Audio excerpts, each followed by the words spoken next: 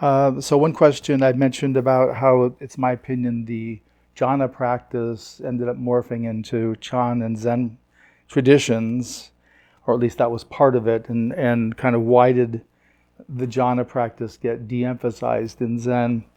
And I don't actually know the answer to this because only a few of us have this theory, but my opinion is that as a teacher of the jhana practice, people have a lot of striving and there's a lot of disappointment.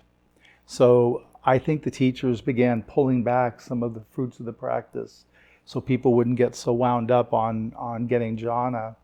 And I think in the course of that even the teachers forgot some of the progression of the practices. They didn't keep it alive in the transmission. And so like even things like the Soto Zen tradition sits facing a wall. Well, that's a particular term that means something in the jhana practice. So even there's embedded information. Bodhidharma I mentioned is credited for bringing the awakening practices, the jhana practice, to China. And the story is he arrived and felt it was too soon. The Chinese weren't ready, and so he went and meditated in a cave for 9 years. Well, to me, the meditating in a cave and for the 9 years they're both code for jhana. The way I teach it, there's the 8 jhanas and then the potential for a 9th jhana, which is the absolute realm. And that facing the cave is like facing the wall, sitting in a cave. There's a certain quality in jhana that's corresponding to. So I think the teachers just backed away from it. And then part of it, the shikantaza, they got the form of the practice opening to the vastness, but they don't have the preliminary steps.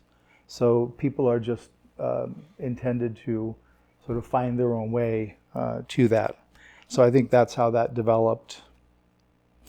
So one question about the Vajra body, I wrote about that in one of my books, having that experience. And the question is whether it's the same as the diamond body. I think it is. I think Vajra means diamond. So I think that it's the same thing.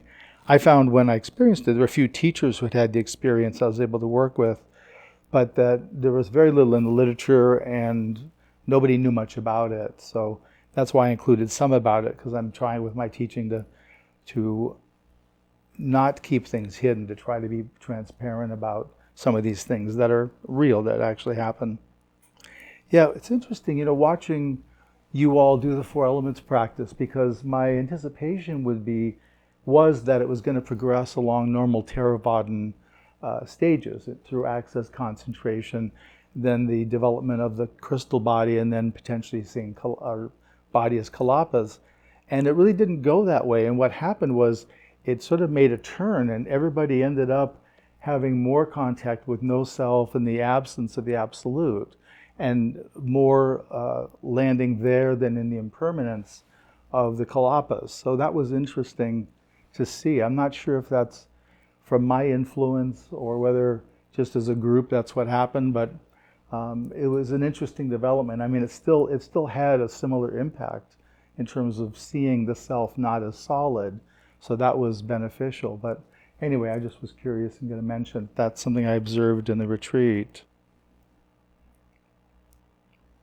And I think what happens as we're cycling through the 4 elements is we start by identifying them in the body, and it starts advancing them from unconscious to conscious. And it seems to, since our body boundary was established as a kind of self when we were infants and pre-verbal, we're getting down to that non-conceptual, which is also pre-verbal, and we're opening up the 4 elements. So we're opening up what we've been taking as solid. I'm solid, this is me is solid, and we're having all of that open up in a way that we're seeing more than just this tight belief. So I think that's one of the benefits of the 4 elements. Is it really opens up what seems to be tightly structured. Yeah, and within the first jhana, normally, that one thing, jhana can only arise in a practice where the meditative object doesn't change. So with anapanasati, breath awareness practice, the breath is the sole object, so that doesn't change. In the Brahma Viharas, each of the felt sense of the Brahma Vihara is the object. It doesn't change, so jhana is a potential. when we work with the kasinas, the light discs, that too, once we're holding that object, it doesn't change. When you're doing 4 elements, the object is changing. The elements are changing, what you're in contact is changing. So you can get very deep in access concentration, as most of you got, but it won't arise to jhana because there isn't the stability. That's what's necessary for that to happen. Yeah, typically the progression is doing what you all did, and then the crystal body begins to form and forms, and then one looking through the crystal body sees the physical body as kalapas, as the subatomic particles. And I've been reflecting on your question about why analyze them, and I think it's the same reason we do the 4 elements practice. By naming and identifying, we're breaking them down in their solidity.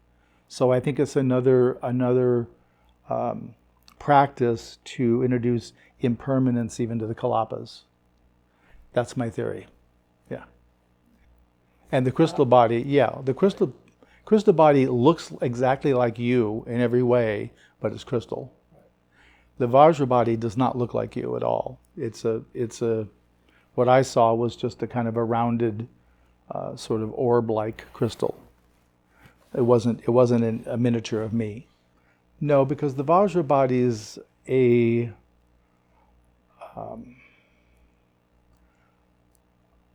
kind of a formation in consciousness. It encapsulates, or it holds all the realizations. And at some point when the Vajra body is activated, this is why in Tibetan Buddhism, Dalai Lama, Panchen Lama, Karmapa will be reincarnated, not reborn. All the rest of Buddhism believes in rebirth, not reincarnation, except for some of those folks. And clearly there's something they're doing that's maintaining their realizations. You know, what I've read about them coming back is they find the kids. They do these, I don't know if you know this, but they used to do these amazing things where, say the Dalai Lama died, they would put together this group of monastics, most of whom knew the prior Dalai Lama, and they would basically meditate until they had visions of where the Dalai Lama was going to be reborn. And when enough of them had the same vision, then they'd go there. And then they would meet the kid. The kids were usually about 2 years old, and they would lay out like 4 pairs of glasses and 4 pairs of beads and, you know, these different things, bowls and things. And the kid was expected to pick the item that belonged to the previous Dalai Lama. And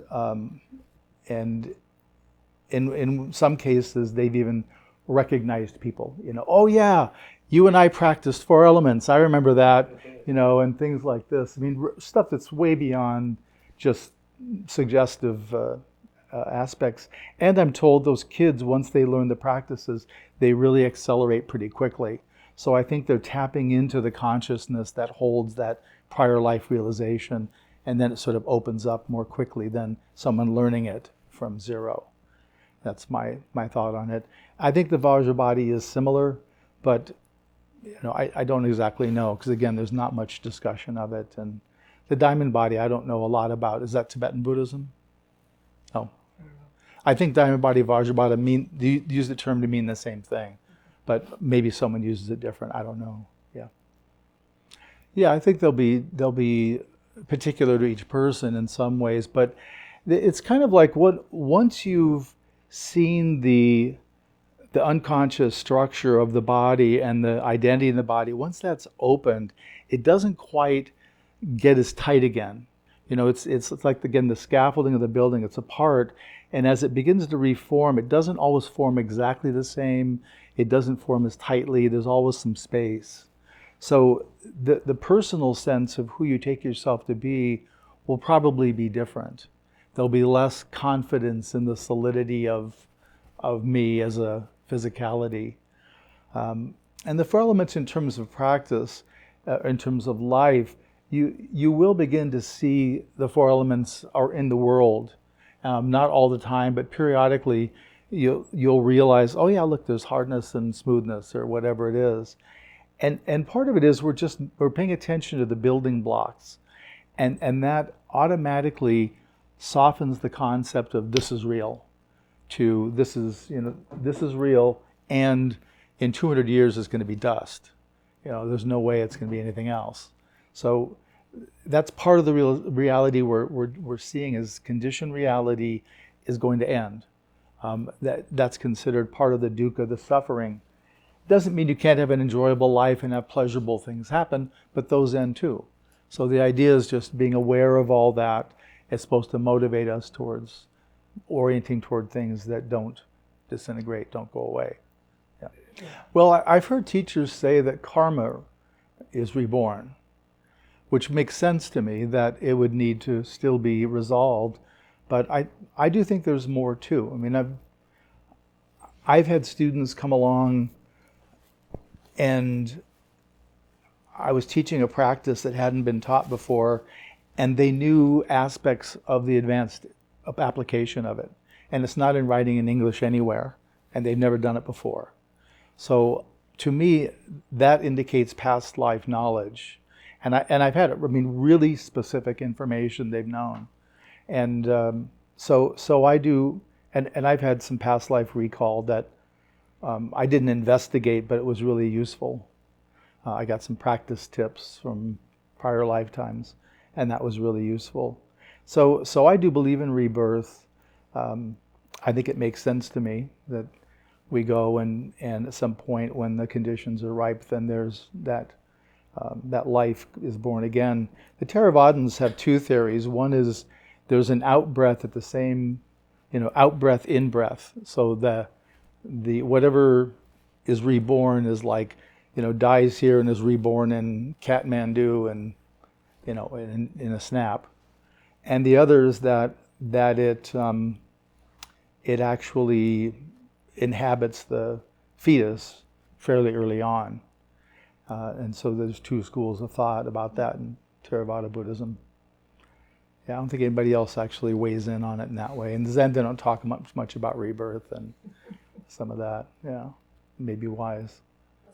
The second one was that there are so many days into the pregnancy that the consciousness or whatever comes into the infant, the embryo, or So, and the timing is disputed when that is. My understanding, what I've seen is it looks like consciousness transfers as soon as there's a viable pregnancy. Consciousness arrives. So it seems as though, and I say that because I've had some in utero memories, and I know other people who have too. Very specific that they've checked with parents and they've verified different things. So there's absolutely enough awareness in the self, enough to, maybe not self, but awareness enough to perceive, in the non-verbal, non-conceptual way.